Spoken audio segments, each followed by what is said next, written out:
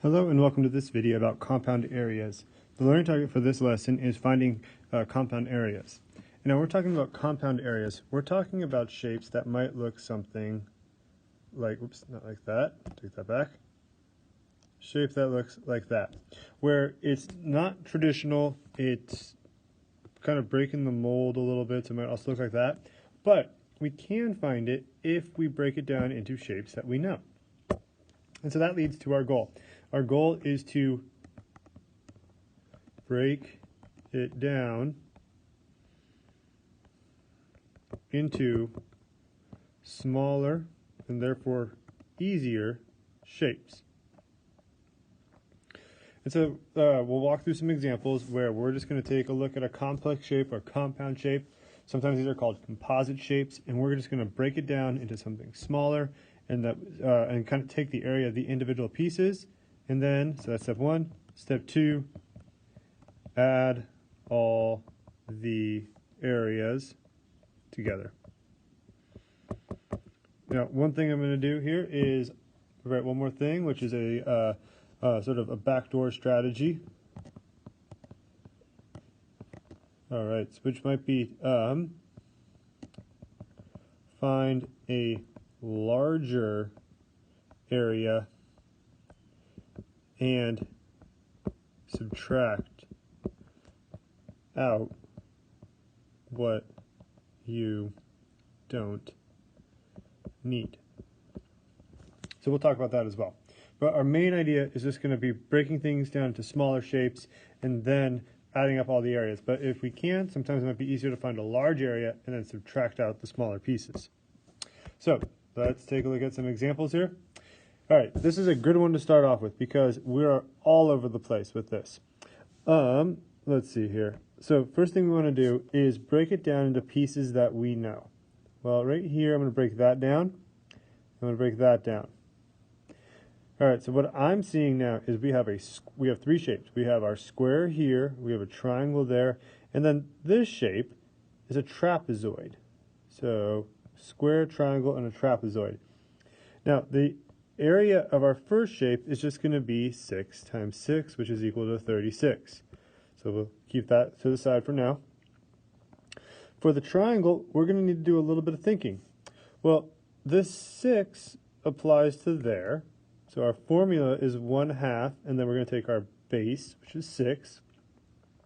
This height of 9 also applies there, so times 9. And so that's 1/2 times 54, which is equal to 27. Okay, I'll kind of tuck that off to the side. Finally, let's look at this trapezoid. Now, this is a trapezoid because it appears that this and this are parallel to each other. At least it's implied that they're parallel. So what I can do is use the trapezoid formula, 1/2 B1 plus B2 times its height. But here's the catch. The 20 corresponds to all of this. I don't have this part on it. So what I have to do is I have to figure out how much this is, and this part here is 6, meaning that this is 14. So I plug in my numbers, I'll have 1/2 times 14 plus 13 times 9. Well, let's see here. 14 times 13 is going to be 27, times that by 9, and then eventually we'll times it all by 1/2. So let's see here. 27 times 9 is going to be 3, carry a 6, 243.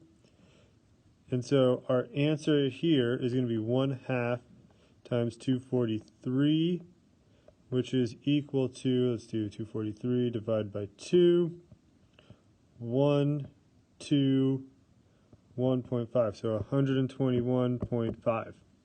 Now that we have all these individual areas, we add them up. So we have 121.5 plus 30, oops, I gotta match up here, plus 36 plus 27. So we'll have 0.5 there. Cool. And then 7 plus 7 is 4, carry a 1. So because we have 14, so let's see here, we'll have 4, 7, 8, then a 1. So this is inches. So we have 184.5 inches squared. And there we go. So what we did is we just broke it down into smaller pieces.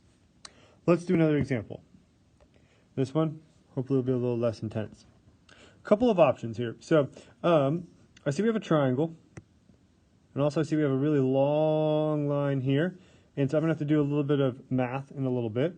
Now, I have two other options. I could do this, or I could do that. It doesn't matter, whatever you're more comfortable with. I'm thinking I'm going to do this, because I'm told that this side is 2, this side is 4, so I can very quickly figure out that's got to be 8. Now, I know that this is 5, and this is 4, so the whole thing here will have to be 9, and then 9 times 6 will give me 54, so I have that. And then let's see here, if this part is 9 and the rest is 15, that means that we'll have to have 6 for a height there. 6 times 6 is 36, times that by 1/2, I get 18. So the triangle is 1/2 6 times 6, which equals 18. So now I go 18 plus 54 plus 8. And so let's see, I get 6 plus another 4 will give me 0, so I'm carrying over a 2. And then that would be 6, 8. So 80 centimeters squared. Now again, the tricky part here is figuring out what this length is. And I'd have to do the same thing had I drawn my lines this way instead. I'd have to look at the fact that I have a 6 here, I have a 5 there, and a 2 there to figure out what those dimensions are. Finally, let's take a look at this guy right here. All right, so this one we have some decimals. Might be a little bit tricky. Now again, the point of this is we can break it down like that or like that. It doesn't matter. Now for me, I'm going to do this because again, I see I have dimensions here and here. So I know that this is going to be 1.5 times 1.2. So let's see here, this would give me 3, 0, and then 5, 1. So let's see, I have 1, 8, 0, 2 spots over, so I have 1.8 there. Now, I have to think. 1.5 plus 4.5 will give me 6. And then this whole thing is 5, but I took away 1.2, so 5 minus 1.2 would be 3.8. So this is 3.8. Off to the side, I'll do 3.8 times 6. Let's see, that's 8, 48, so I'll put an 8 down there, carry the 4. 18 times, or 18 plus 4 would be 2, or 22. 1 decimal spot over, so I have 22.8. Now I can add the two big areas together, and let's see here, so 22.8 plus 1.86, 4, 2. 24.6 meters squared. So this might seem tricky at first. The hard part is going to be to break it down and make sure that you have all of these dimensions labeled. And you got to be careful because sometimes you got to take the numbers you're given and you either have to subtract them or you got to add them. After that, find the area of each individual piece, take your time, crunch the numbers correctly, and then add it all together. Good luck on your homework or practice, and let me know if you have any questions.